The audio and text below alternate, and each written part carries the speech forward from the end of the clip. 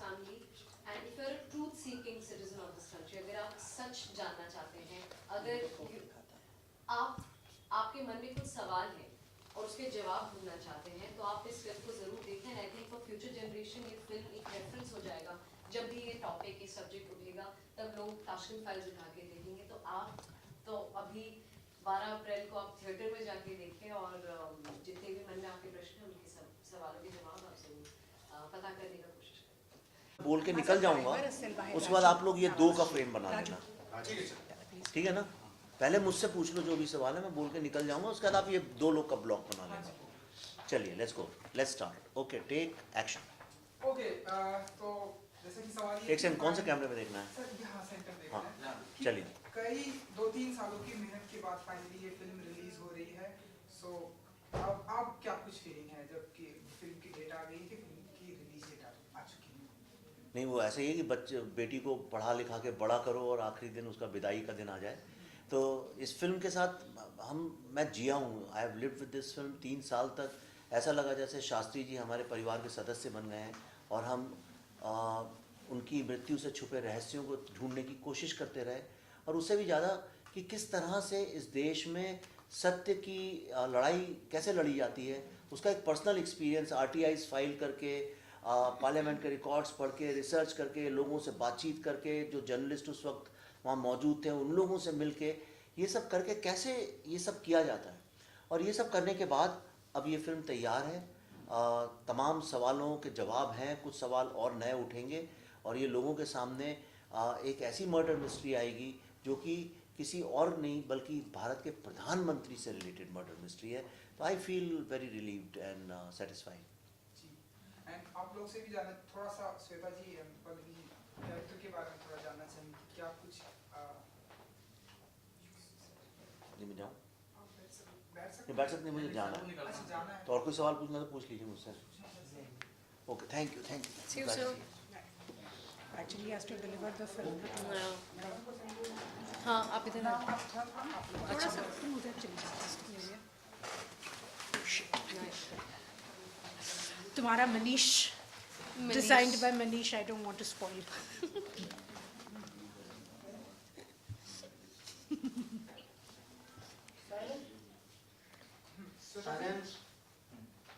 आपसे स्टार्ट करेंगे जी. कि क्या कुछ कैरेक्टर है इस फिल्म में आपका? जी, नमस्कार. मेरा नाम है श्वेता बासु प्रसाद, और मैं द ताशकंद फाइल्स में रागिनी फुले नाम की एक पत्रकार का किरदार निभा रही हूँ. रागिनी एक रूकी जर्नलिस्ट. जब आप फिल्म शुरू करेंगे तो देखेंगे कि एक यंग एम्बिशियस लड़की जो अपना अभी 2-4 साल पहले शायद उसने जर्नलिज्म शुरू किया होगा, और वो स्कैंडल्स लिखती है, स्कूप्स लिखती है, और वो सारे न्यूज़ इकट्ठा करते जो शायद फेक न्यूज़ भी हो, फैब्रिकेटेड स्टेटमेंट्स हो, और हेडलाइंस बनाती है.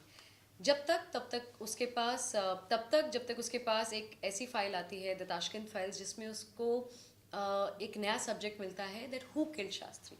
और लाल बहादुर शास्त्री जी जो हमारे भारत के पूर्व प्रधानमंत्री रहे हैं और हमारे सेकंड प्राइम मिनिस्टर थे, उनकी 53 साल पहले जो रहस्यमयी मृत्यु हुई थी, उसके बारे में वो इन्वेस्टिगेशन शुरू करती है. और उसके बाद वो इतनी ऑब्सेस्ड हो जाती है. सो एक पूरा ग्राफ है जहाँ पर वो उसको, इन्वेस्टिगेटिव जर्नलिस्ट है तो वो उसको इन्वेस्टिगेट करती है, अपनी तरफ से रिसर्च करती है, फिर एक इंक्वायरी कमीशन बैठती है, वो उसका हिस्सा बनती है, और लास्ट में उसको ये समझ में आता है कि ये सब्जेक्ट के परे भी as a citizen of this country, as democracy में जो सबसे फंडामेंटल राइट होता है किसी भी सिटीज़न का, वो ट्रूथ होता है, वो सच जानना होता है. तो वो उसकी लड़ाई लड़ती है.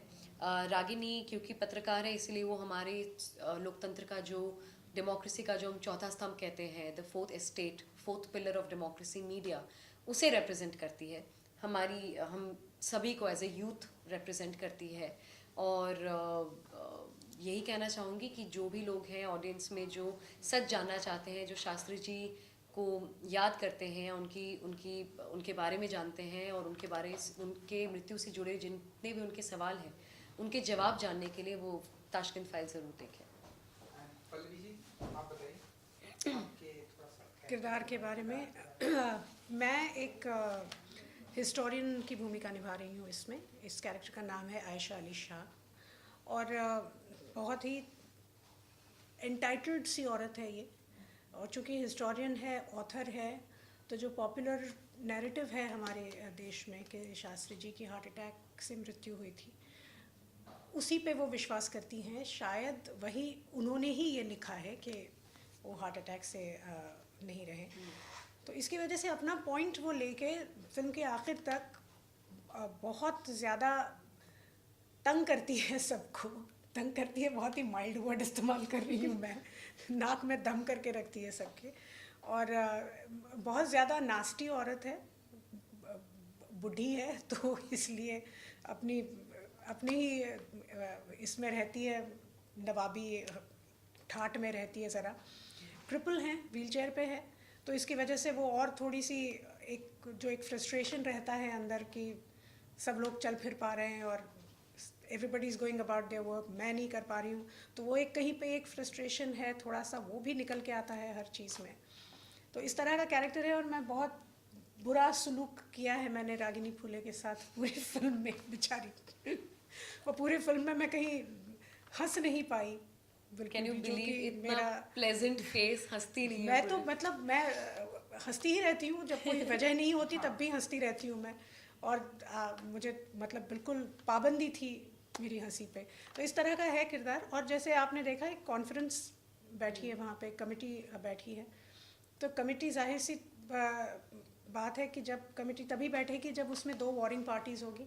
कुछ लोग जो समझते हैं कि इसमें कोई रहस्य था उनकी मृत्यु में, और कुछ जो समझते हैं कि ये कॉन्स्पिरेसी थियरी है और ये नहीं हुआ। तो ये 2 पार्टीज़ के बीच का जो पूरा डिस्कशन है, उसमें से I belong to the group which has decided कि ये कॉन्स्पिरेसी थियरी है और इसमें कुछ है नहीं, फालतू की बकवास है ये, और उनकी हार्ट अटैक से मृत्यु हुई। जैसा कि क्वेश्चन मार्क भी है पोस्टर में, हु किल्ड शास्त्री जी, तो इस ये फिल्म आने के बाद दोनों से जानना चाहेंगे कि ये फिल्म आने के बाद क्या ऐसा मतलब खुलासा होगा कुछ थोड़ा बहुत? बिल्कुल बिल्कुल, वरना ये फिल्म क्यों बनाते हैं, फिल्म के बाद वरना ऐसा सवाल क्यों पूछते हैं हम कि हु किल्ड शास्त्री। देखिए, चूँकि हम कोई जज नहीं हैं, हमारे हाथ में वो लीगल पावर्स नहीं है, हम we are normal citizens of the country, इसलिए एक जो कैसे क्या कहते हैं, पत्थर की लकीर जो सत्य बन जाती है, वो हम कह नहीं सकते, क्योंकि हमारे पास वो लीगल जुरिस्डिक्शन नहीं है, लीगल राइट नहीं है हमारा ये कहना, क्योंकि ये लीगली बात अभी तक साबित हुई नहीं है। लेकिन वहाँ तक पहुँचाना लोगों का हमारा काम है, और वहाँ तक हमने पहुँचाया है उनको with facts, with arguments, with deliberations. आगे उसको और ले जाना, लीगल रूट से उसको ओपन करना, फिर ये हमारी युवा का काम है, हमारे गवर्नमेंट का काम है, हमारे आप जैसे जर्नलिस्ट्स का काम है। आई थिंक इस फिल्म की सबसे बड़ी जीत यही होगी कि अगर इस फिल्म को देखने के बाद जो हमारी ऑडियंस है, सिटीजन्स है, वो इस पर आवाज़ उठाए और इसके ऊपर सवाल उठाए और इसके बारे में इसकी इंक्वायरी कमीशन की डिमांड करें। और अगर सच में जैसे फिल्म में दिखाया गया है कि कमेटी बैठती है इन्वेस्टिगेट करने के लिए शास्त्री जी की इस केस को, कि पोस्टमार्टम रिपोर्ट क्यों नहीं है, या जो भी उसका जो क्लोजर है उसके लिए, चाहे वो हार्ट अटैक ही क्यों ना हो, जो भी हो, लेकिन वो सच सामने आ जाए। I think that will be the biggest victory of the film.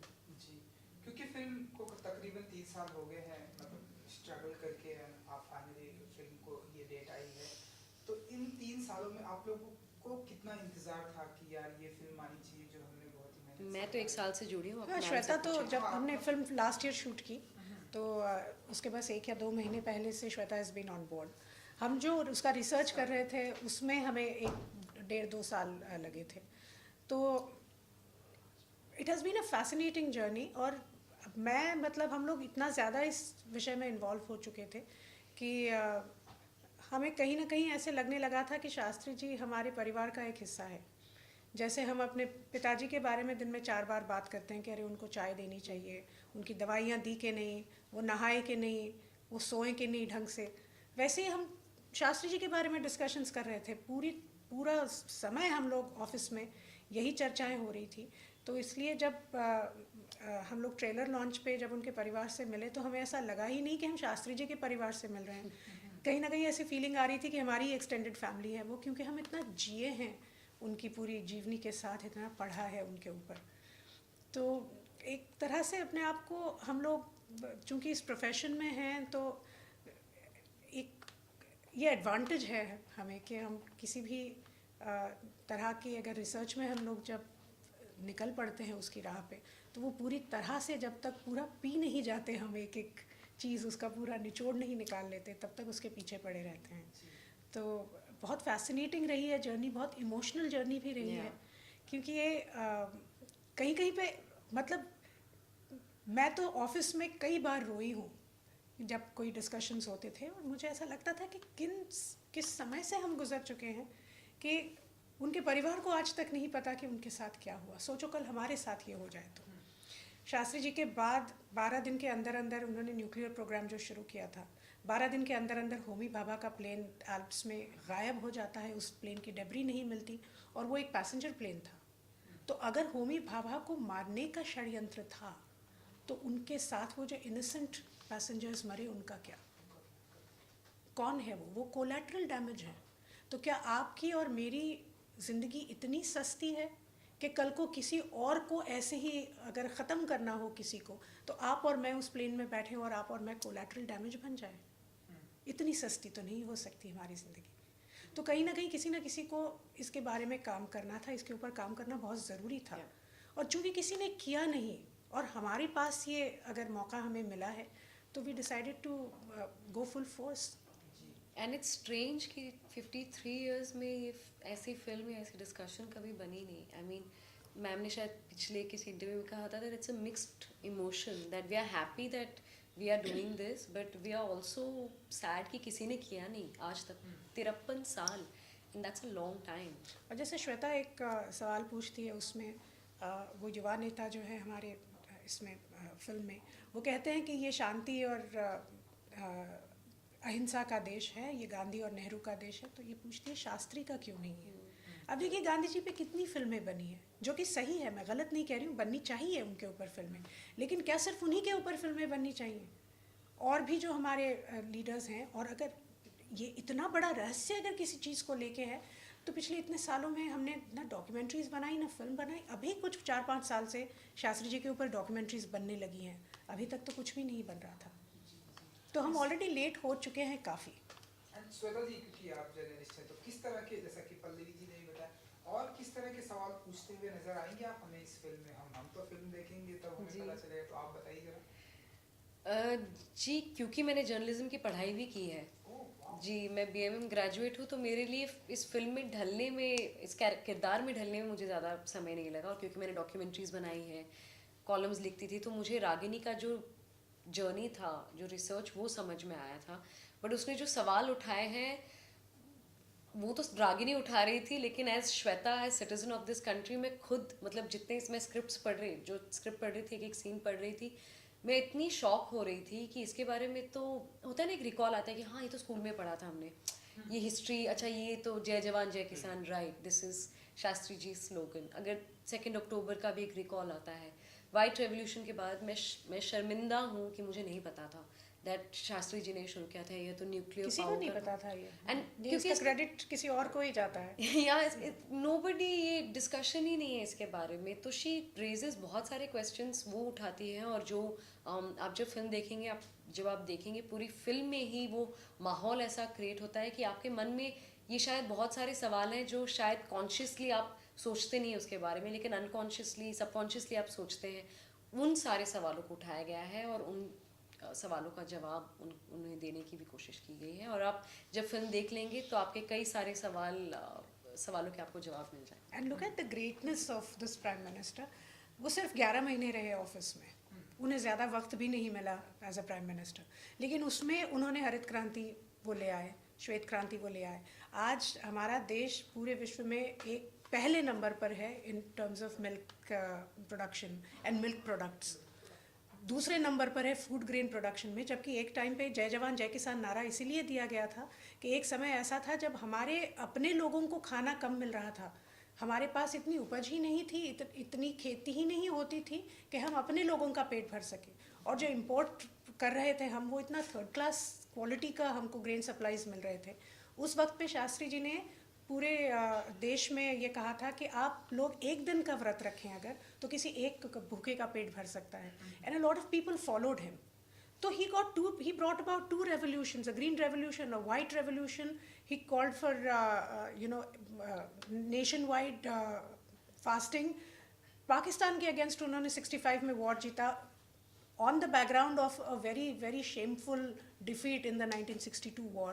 इतना सब करने के बाद वो जब ताशकंद पहुँचे वो पीस एग्रीमेंट साइन करने के लिए, तो मरने के चंद मिनट पहले उन्होंने अपनी पत्नी से बात की और उन्होंने कहा कि मैं कुछ ऐसी खबर लेके आ रहा हूँ तुम्हारे लिए और सब पूरे भारत के लिए, कि लोग ये सब भूल जाएंगे कि हमें लाहौर वापस देना पड़ा, ये जो युद्ध विराम लगा था यूएन की तरफ से वॉर के वक्त, तो ये सब लोग भूल जाएंगे, मैं ऐसी खबर लेके आ रहा हूँ। वो खबर क्या थी आज तक किसी को पता नहीं।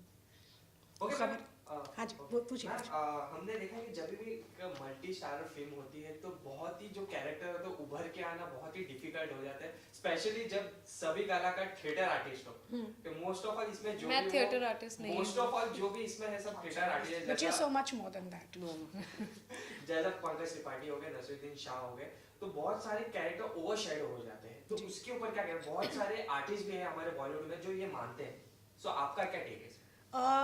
देखिए, अगर आपकी स्क्रिप्ट सही लिखी गई है तो कैरेक्टर्स एक दूसरे को ओवरशैडो नहीं करते, एक्टर्स करते हैं। और एक्टर्स के अंदर, चूंकि मैं खुद एक एक्टर हूँ, मैं आपको बिल्कुल ऑनेस्टी के साथ बताती हूँ कि एक कंपटीशन रहती है हमारे अंदर कि हम सामने हमारा कोई अगर बहुत अच्छा परफॉर्म कर रहा है तो मैं उससे बढ़कर परफॉर्म करूं, वो अगर कुछ कर रहा है तो एक हाथ से कर रहा है तो मैं दो हाथों से करूं, किसी तरह से मेरा परफॉर्मेंस उसकी परफॉर्मेंस से ज़्यादा अच्छा हो। ये एक बहुत नेचुरल ह्यूमन टेंडेंसी है।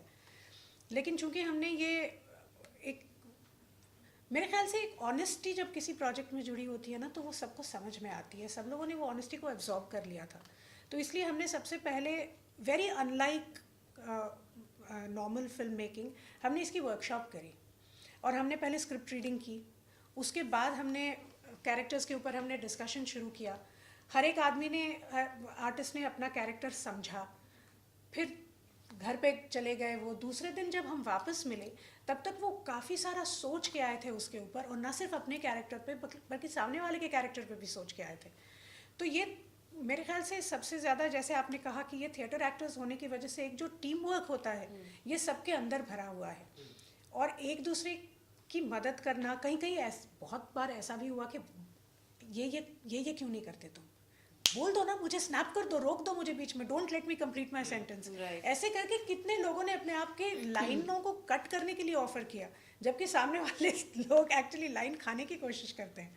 लेकिन यहाँ ठीक उसके विपरीत हमें अनुभव रहा, और it was a pleasure. It was such a good time, this was a dream team. मतलब मुझे नहीं लगता कि इस और इतना मज़ा आया, इतना मज़ा आएगा। और ये देखिए, सभी एक्टर्स ऐसे हैं, मिठुन जी के साथ तो मेरी दूसरी फिल्म है और नसीर अंकल के साथ तीसरी फिल्म है, इन सभी के साथ मैं पहली बार काम कर रही हूँ जो दूसरे कलाकार हैं। I was like a fly on the wall. मैं इन लोगों को वो एलिस इन द वंडरलैंड नहीं बोलते हैं, तो मेरे लिए वैसा था ये, दाएं मुड़ो बाएं मुड़ो सब एकदम। हाँ, पहले 3-4 सीन के लिए, उसके बाद व्हेन शी टुक ओवर तो हमारी बोलती बंद हो गई। no. लेकिन ये ऐसे कलाकार हैं कि इनको अगर आप बैठ के बस ऑब्जर्व भी करेंगे तो आप 10 नई चीज़ें सीख लेंगे। इनकी डिसिप्लिन हो या ये किरदार में किस तरह से इन्वेस्टेड होते हैं, कब सवाल पूछना है और कैसे डायरेक्टर का जो इंस्ट्रक्शन है वो लेना है, सुनना कैसे है, वो छोटी छोटी चीज़ें, उनकी मैनरिज्म, उनकी पंक्चुअलिटी, उनकी प्रोफेशनलिज्म, अपनी स्क्रिप्ट में भी कहाँ वो पेन वो मार्क करते हैं, क्या मार्क करते हैं, क्या एडिशन करते हैं, इतना कुछ सीखने को मिला मुझे। तो मतलब मेरे लिए तो बहुत ही ना सिर्फ एक अमेजिंग प्रोजेक्ट था क्योंकि इसकी यूनिकनेस की वजह से इस सब्जेक्ट सेंसिटिव है, but as an artist I have grown so much, I think I have evolved so much after working on this. Okay, आजकल क्योंकि शास्त्री जी पर फिल्म है एंड 12 अप्रैल को रिलीज होने वाली है, बहुत सारी बातें हुई वर्कशॉप पर, दिन आप लोगों ने ये फिल्म बनाई, उनकी कोई ऐसी क्वालिटी जो आप लोग को पर्सनली बहुत ही पसंद आती हो? Simplicity, definitely simplicity. क्वालिटीज़ तो उनकी बहुत हैं जो कि हम मतलब क्या कहते हैं, जिसकी प्रशंसा कर सकते हैं हम। लेकिन मुझे नहीं लगता कि मैं कहीं पे भी इतनी इवॉल्व्ड हूँ या इतने इतना बड़ा दिल है मेरा कि उनकी कोई भी क्वालिटी मैं इम्बाइब कर सकूं। मैंने अगर सोचा भी तब भी मैं उन्होंने खुद खेती शुरू की थी पीएम हाउस में। कौन कर सकता है ये, मुझे बताइए। उन्होंने पूरी ज़िंदगी अपनी पत्नी को खादी पहनने के लिए कहा क्योंकि वो गांधीयन थे पूरे। ये भी कौन कर सकता है। आज तो हम चकाचौंध में लगे रहते हैं, आज ये कपड़े पहनो तो कल उस डिज़ाइनर को पहनो। ये संभव नहीं है करना। एक दिन पूरा अगर आपके देश के लोग भूखे हैं तो उसके लिए आपने एक ही बार आपने खाना खाने की सोचा और पूरे देश को ये कहा कि हफ्ते में बस एक बार आप खाना मत खाओ, मैं तो दिन में एक बार नहीं खाऊंगा। ये कोई नहीं कर सकता आज की दुनिया में। आपको पता है जब वो पीएम थे उन्होंने अपनी गाड़ी लोन में खरीदी थी। हाँ, लाइक इट्स अनहर्ड ऑफ। उन्होंने लोन पे ली थी अपनी गाड़ी, जो अभी भी शास्त्री मेमोरियल में दिल्ली में किश्तें है। चुका रहे थे उनकी डेथ के बाद भी उसकी किश्तें उनकी फैमिली चुका कैन रही यू थी। Believe that. और मैंने एक जगह पर कहीं पर पढ़ा था कि शायद वो कुलदीप नैयर जी के साथ थे और वो रेलवे फाटक नहीं होता है वहाँ पर उनकी गाड़ी खड़ी थी और उन्होंने वो गन्ने का जूस का जो स्टॉल नहीं होता उन्होंने देखा, उन्होंने बोला चलो, और कुलदीप नैयर ने बोला अरे आप प्रधानमंत्री है, अरे he said let's go for it. और अभी और गए और वो वहाँ पर उन्हीं के ग्लास में और उन्हीं से वो शरबत पिए और फिर अपनी गाड़ी में बैठ के चले गए। तो ये तो मतलब ऐसी क्वालिटीज़ हैं जो हम देखते हैं कि हम सब ऑन्टोराज के साथ घूमते हैं और एक छाता पकड़ता है, एक जूस पिलाता है और एक बूट्स खोल रहा है और एक पफ मार रहा है। तो मतलब ये देखने के बाद तो उनकी सिंप्लिसिटी ऐसी है कि मतलब आप बस सीख ही सकते हैं और आई थिंक लाइफ लॉन्ग बस सीखते ही रहेंगे। उनके एक एक ऐसे जो मैंने 2 बोले हैं ऐसे कई किस्से हैं उनके, तो ये तो बस हम सीखते ही रहेंगे और शायद कभी वैसे ही उतने सिंपल और उतने डिसिप्लिन्ड अपनी लाइफ में हो सके। वो ताशकंद जब गए थे जब उनकी डेथ हुई ताशकंद में, उससे पहली बार जब वो ताशकंद गए थे तब भी वो सर्दियों में ही गए थे। तो वही अपना वो कुर्ता और धोती पहन के गए थे वो। तो तब नेहरू जी जिंदा थे जब वो गए थे। तब नेहरू जी ने उनको कहा कि ये क्या कर रहे हैं आप, वहाँ तो इतनी कड़ाके की ठंड है, आप तो मतलब ठिठुर जाएंगे वहाँ पे। तो उन्होंने कहा नहीं मुझे तो आदत है, मेरे पास तो कुछ है ही नहीं, मैं ऐसे ही चला जाऊँगा। तब नेहरू जी ने उन्हें अपना एक ओवरकोट दिया था। हाँ, और वो ओवरकोट आज भी वो शास्त्री म्यूजियम में है रखा हुआ, और वही पहन के वो दूसरी बार 66 में भी, तभी 66 में जब वो एग्रीमेंट साइन करने गए थे वो वही कोट पहन के गए थे। उतना ही एक कोट था उनके पास और उनकी टांगे फिर भी खुली ही रहती थी धोती के अंदर से। This is unheard of. ये तो हो ही नहीं सकता आज के ज़माने में। ओके, रैप अप करने से पहले एक आखिरी सवाल, क्योंकि ताशकंद नेहरू जी गए थे इंडिया पाकिस्तान की शांति के लिए, शास्त्री जी। हाँ, शांति के लिए गए थे कि शांति रहे। अब प्रेजेंट टाइम में जो हाल है इंडिया पाकिस्तान के, आप लोग कैसे देखते हैं आप लोग? हालात कहाँ बदले हैं। हाँ, वो तो है। वो तो मतलब देखिए, जब उनकी ऐसी वो शर्मनाक हार हो गई थी 65 में, उसके बाद उन्होंने वापस सर उठाने की कोशिश की। 71 में हमने तो बांग्लादेश बना दिया आधे पाकिस्तान का, और उसके बाद उसके बाद वो ज़रा उनकी जो पूरी क्या कहते हैं मोडस ऑपरेंडी थी वो उन्होंने थोड़ी बदल दी, और फिर वो उसका थोड़ा सा घिनौना रूप हो गया और उन्होंने टेररिज्म शुरू किया। It didn't stop at war after that. War में फिर भी ये होता है कि 2 देशों के सैनिक आपस में लड़ते हैं, तो चलिए it's still a matter of pride. पर ये बहुत गंदगी उन्होंने शुरू की है, where they started targeting innocent people, और बहुत ही घिनौने लेवल पर ये वॉर आ चुकी है अभी। लेकिन फिर भी हमारे देश की सेना है, सक्षम है, हमें पूरा भरोसा है, हम उनके साथ हैं। फाइनली फिल्म रिलीज हो रही है 12 अप्रैल को, सो आप लोगों की तरफ से एक ब्यूटीफुल मैसेज। ये फिल्म देखिएगा। इतनी सारी चर्चा हुई है तो मैं अभी दोबारा ये सब रिपीट नहीं करना चाहती, लेकिन आप देखिए, शास्त्री जी के लिए ये फिल्म ज़रूर देखिए, क्योंकि आपका जैसे हमने अपना कर्तव्य निभाया है ये फिल्म बना के, अभी आपका कर्तव्य है कि आप ये फिल्म देखें और इसके ऊपर सवाल उठाएं, और आप you make sure that the truth comes out, because it's your right to truth. Thank you जी, thank you so much, thank you. ना प्लीज, सब बोल दिया इनको जितना बोलना था। मैं तो तब से आपको देख रही थी, यहीं से हाथ ले में पकड़े हुए हैं, बाकी सबके पास स्टैंड था, आप तो ऐसे फ्यू सेकंड्स थोड़ा सा शॉर्ट्स ले रहे हैं हम, ऐसे क्रॉस विजुअल। बी-रोल कुछ बोलना नहीं है, बीरू अरे उनको बोल रहा हूँ विजुअल्स के लिए इतना लगता है।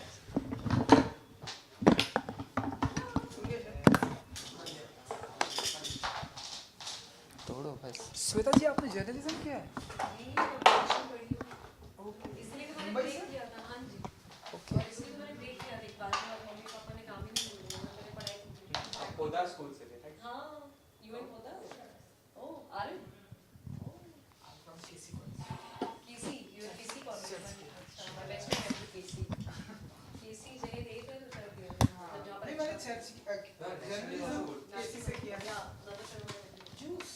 Thanks, Tejas. नहीं यार, बात नहीं, नहीं, वो आप ज़्यादा काम- रखते हो ना? विजुअल्स में तो पीछे विजुअल्स में पीछे हम ऐसे नॉर्मल बातें नहीं कर सकते। हमने बोला भी तो हम जूस पीते हैं, पफ मारते हैं, बोला है। मैं तो मॉकरी कर रही थी, मैं मजाक उड़ा रही थी कि हम लोग वो सब क्या- इतने बेबी ड्रामे बेबी के लिए जूस लाओ।